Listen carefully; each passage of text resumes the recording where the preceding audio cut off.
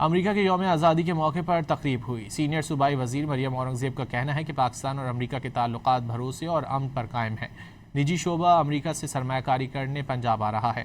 شاہی قلعہ لاہور میں منعقدہ تقریب سے خطاب میں مریم اورنگزیب نے وزیر اعلیٰ پنجاب کی جانب سے امریکی عوام اور حکومت کو مبارکباد پیش کی۔ امریکی قونصل جنرل اسٹیٹسن سینڈرز کا کہنا تھا کہ امریکی جامعات پنجاب کا رخ کر رہی ہیں۔